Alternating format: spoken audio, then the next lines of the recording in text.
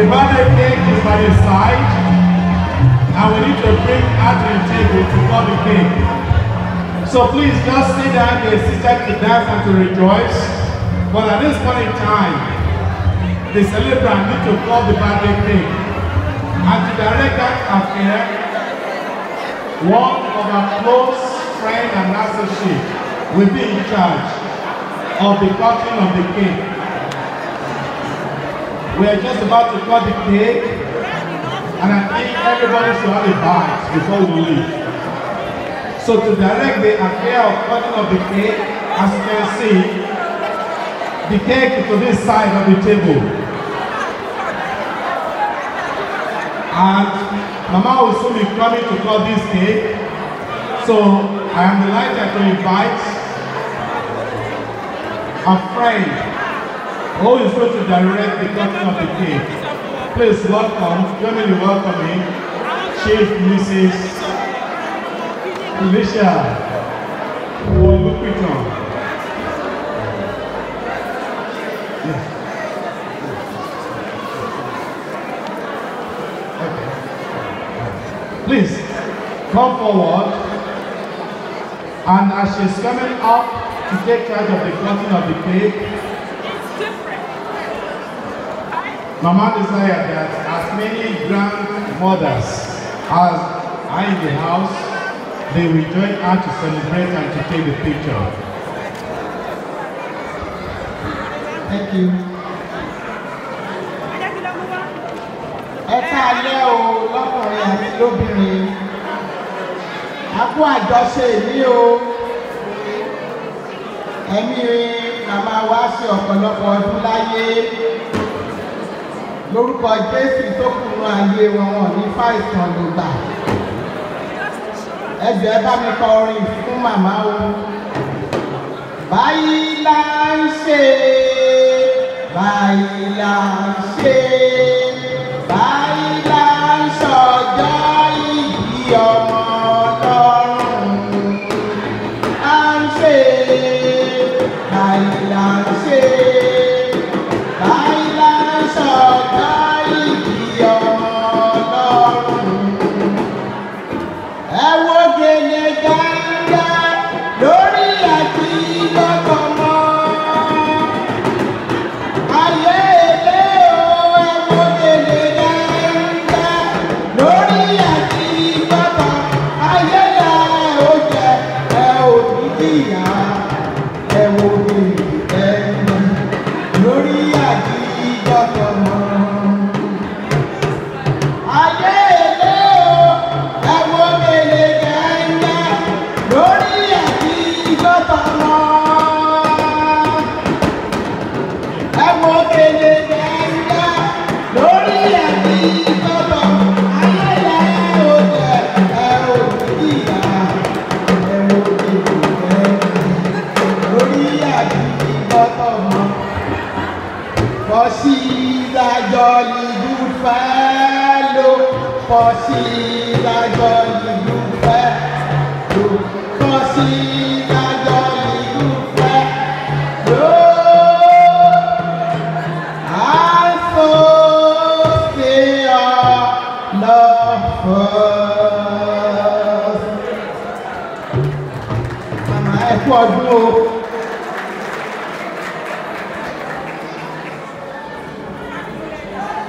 Báyìí kò sọ́gbà mọ́ ìlànà òwò ọlọ́run.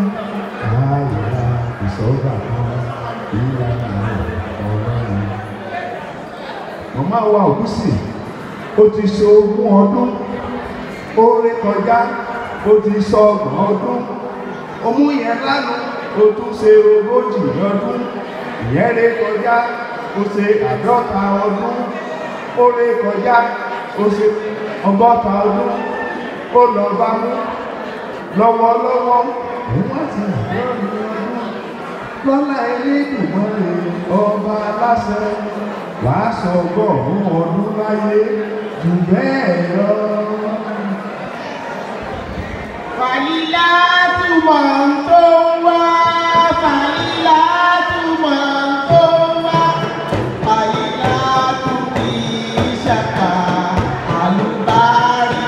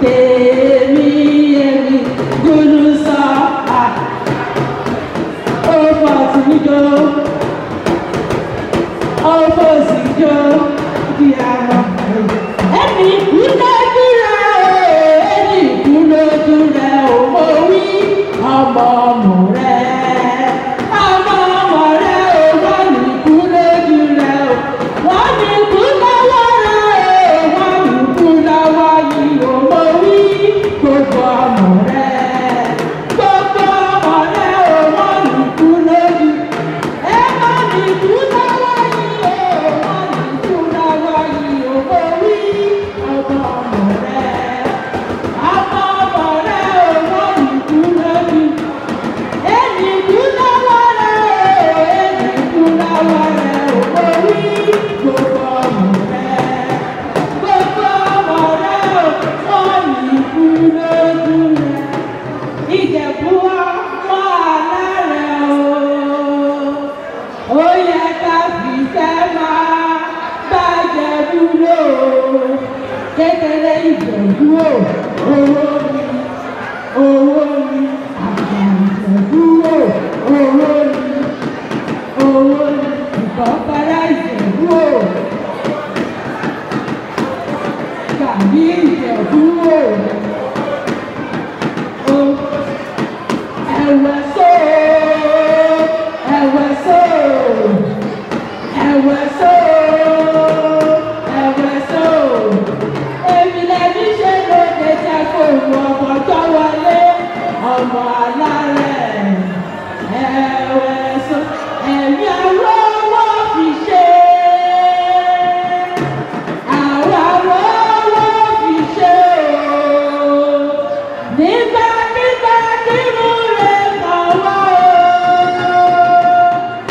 àwọn arówó fi ṣe o ẹlẹ́dàá wa ń bọ̀ ọ̀nà alákìtèdè wa lọ́wọ́ ṣàyè àwọn arówó fi ṣe o ẹ̀yin arówó ẹ̀yin arówó ìgbàkigbà tí mo lè kọ̀ ní ilé bàbá ní ilé màmá ẹ̀yin arówó ẹlẹ́dàá yìí wá ẹsẹ̀ náà.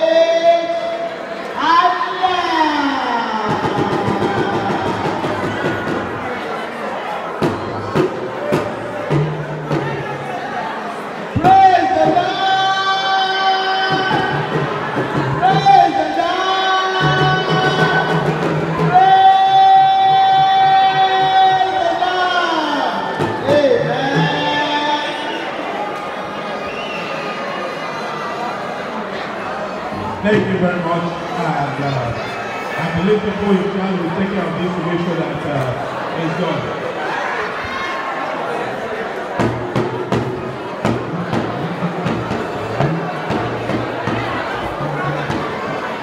So while we're working on the cake, okay, all right. So DJ Prudent, as they're taking pictures with the cake, let the music continue.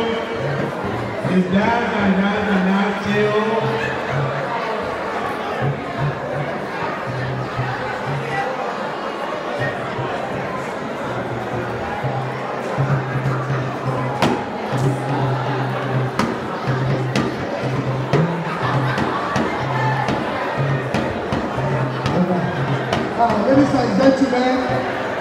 DJ Tunde here.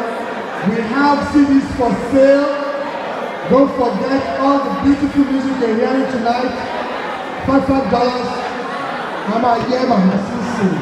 We pay 3 hours away. Please patronize us. The night is young. I hope you blow your dancing shoes because we want you to take them off because it's going to be fun. I say,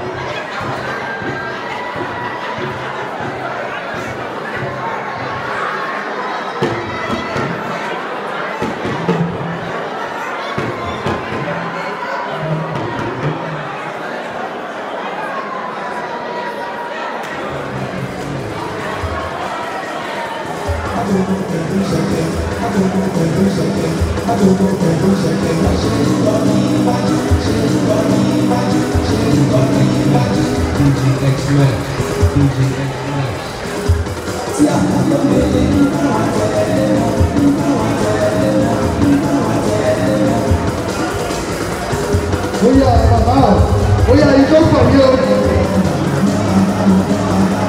Ó ṣẹlẹ̀, màmá o, ìjọ kàn mí o. Paparazzi, oya.